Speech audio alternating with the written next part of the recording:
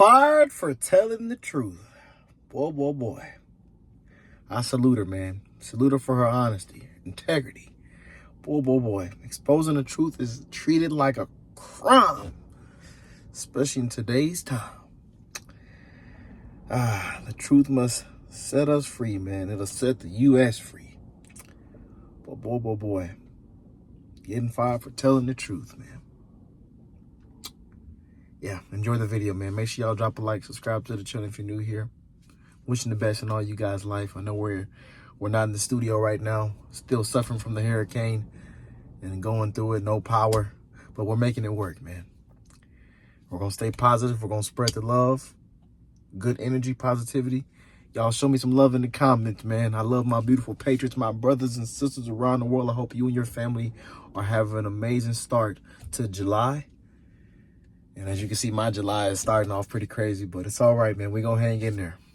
But enjoy the video. Let's jump straight in. Enough of me talking, man. I love y'all. With George Stephanopoulos, he spoke with two black radio hosts in the battleground states of Wisconsin and Pennsylvania. Both are with me now. Earl Ingram is the host of the Earl Ingram Show in Milwaukee, and Andrea Lawful Sanders is the host of The Source on WURD in Philadelphia. Welcome to you both. Congratulations on such a big week. And Earl, let me start with you. And I'm going to play here the president's answer to your question about his performance in the debate. Here's what he told you. I had a bad night. And the fact of the matter is that, I screwed up. I made a mistake. And but I learned from my father, when you get knocked down, just get back up. Get back up. Did you hear the version of the president, similar to one we saw the debate, that alarmed so many Democrats? Gauge for me what your exchange was with the president. Well, you're talking about a person, myself, who has followed the president for over 45 years. I've watched him from a very when I was a very young man to where he is now. Clearly, not just the president, but any person over a 45-year period there's going to be some changes to who they were, as there is with me. I'm not surprised that Joe Biden is not who he was 45 years ago. I am a little surprised that the Joe Biden of today is different from the Joe Biden of 2 years ago, of even a year ago. How so? Well, clearly, cognitively, anybody who hears him and knows of him and who he has been will detect that there are some differences in his speech. People attribute that constantly to the fact that he has a speech impediment. He's always had a speech impediment his entire life, but people hadn't been talking about the fact that he has a speech impediment until, the last few weeks. And clearly, there's something that is different about President Joe Biden. Yeah, he says that he will not be taking or releasing a cognitive test. Andrea, let me ask you here about your interviews, and something I listened to both of them, and there's something that's similar here. You each you asked 4 questions, and maybe that's what you were allowed to ask by the campaign or the White House, but they were essentially the same questions, both interviews, about accomplishments, progress in your respective state, what's at stake in the election, what he has to say about his debate performance, and what he would say to voters who think their vote doesn't matter or might sit this election out. Were those questions given to you by the White House, or or the campaign, or did you have to submit questions ahead of this interview? The questions were sent to me for approval. I approved them. Okay, so the White House sent the questions to you ahead of the interview? Yes. Okay. I got several questions, 8 of them, and the 4 that were chosen were the ones that I approved.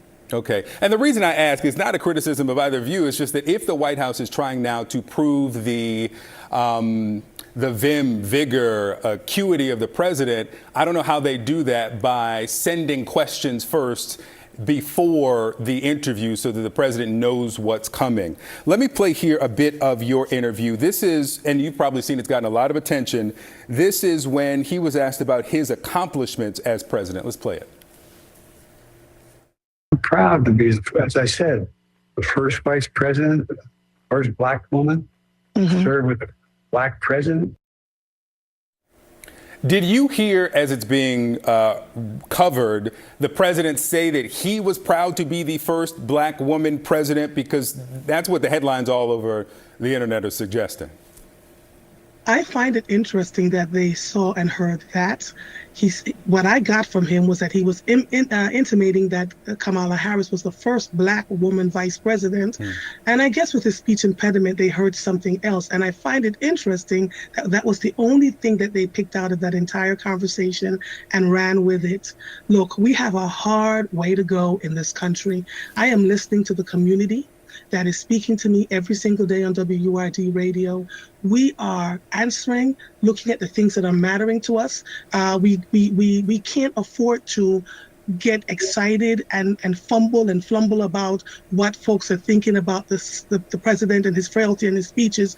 We are concerned about the purging of the government in Project 2025. We've been talking about this on WURD since January, fully and completely. The slashing of the Department of Justice and dismantling the FBI and replacing their traditional independence from political pressure with fealty to the administration. Those are the things that matter to us in the Black community. So when I ask them, what matters most to you, that President Biden has this speech impediment or that he's slowing down versus the other person who has all these other things going on, they keep saying to me, we did it on Friday on The Source, we did it Thursday, we keep asking them, they keep saying the same thing. We want the Democrats to win because we feel like if we do anything else, it's going to be a problem for us. What I'm concerned about is that no one really seems to be in the community talking to the very people who has the vote. Earl Ingram from Civic Media, Andrea Lawful Sanders from WURD. Thank you both. Black radio host no longer employed after Biden interview. Put it up. It's a hell of a story. Philadelphia radio station host Andrea Lawful Sanders. Ms. Sanders was fired for asking President Biden pre-arranged questions. It happened last Saturday on CNN's First of All with Victor Blackwell. Guest Ms. Lawful Sanders, to the right, revealed she only asked questions during her interview with the president provided to her by the Biden team. Okay? Quote, the questions were sent to me for approval. I approved them. I got several questions, 8 of them, and the 4 that were chosen were the ones that I approved. So Sanders later added, quote, I chose questions that were most important to the Black and brown communities we serve in Philadelphia. Those questions proved to be exactly what Black and brown communities desired. With Sanders, she hosted the Source for WURD, the only African-American owned and operated talk radio station in Pennsylvania. In a post to the WURD site titled Accountability, Access, and Path Forward, while Black Media Matters CEO Sarah M. Lomax made clear the interview with Biden was arranged and negotiated independently by Lawful Sanders without the knowledge of station's management. So Lomax wrote, quote, WURD radio remains an independent voice that our audience can trust, will hold elected officials accountable. As Pennsylvania's only independent Black-owned talk radio station, WURD radio has cultivated the trust with our audience over 20-year history. This is something we take very seriously. Agreeing to a predetermined set of questions jeopardizes that trust and is not a practice that WURD radio engages in or endorses as a matter of practice or official policy. WURD radio is not a mouthpiece for the Biden or any other administration. Now, there is more to this. Now, naturally, I understand some of the nuances and context. I've been a talk radio personality for a number of years. And they try this often. Most say, no, we don't do prearranged questions. So it was interesting to me that she did it and also admitted to doing it later. So Lauren Hitt, a spokesperson for the Biden campaign, said the campaign aides sent the questions, all right? Hitt also said that it's not uncommon for the campaign to share preferred topics, but added that the campaign officials, quote, do not condition interviews on acceptance of these questions. And I'm sorry, I know you're working for the man, but that's a lie. That's a lie. I I know because I've said the same thing to you all, and all of a sudden I don't get the interview. So I know that's a lie. Condition interviews on acceptance of these questions. Hosts are always free to ask the questions they think will best inform their listener, she said. A second Wisconsin-based radio host reiterated, a similar story. Earl Ingram said that he was provided with questions for the president ahead of his interview last Wednesday. Questions for Ingram included: 1, can you speak about accomplishments that we may or may not be familiar with about your record, especially here in Wisconsin? 2, what's at stake for Black voters in this election? 3, a lot of people have been told the vote doesn't matter. What can you say to them? 4, let's talk about the debate. Can you address some of the concerns about your performance and former President Donald Trump's ridiculous remark about Black jobs? You see? Now, dear sister, I hate you lost your job over it. I really do. Because you're a good radio host. But you can't play their game. You cannot play their game. If you have to lose a big interview, lose it. WURD is independent on purpose so that things like that don't happen. And when you said it on national TV that you did do it, it's a hell of a position to put a CEO in who's authentic to the mission. All right. Okay. David, thoughts here.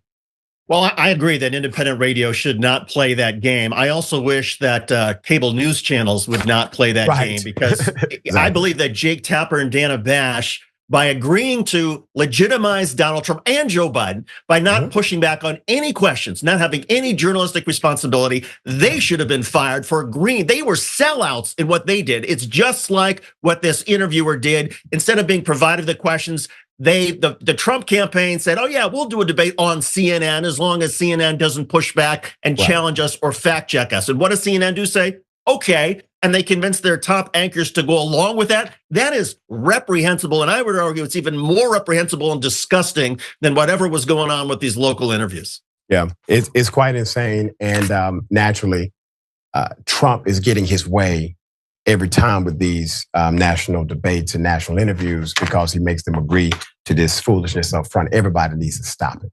Everybody. Like my Patriots say, we just can't make this up. We just can't make this up. Nothing new to us, man. Nothing new.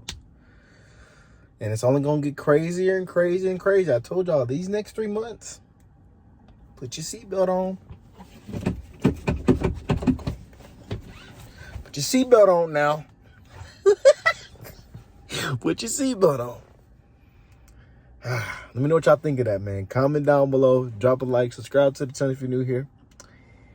And oh boy, we're going to keep it coming, y'all. I love y'all, man. I'll catch y'all in the next one.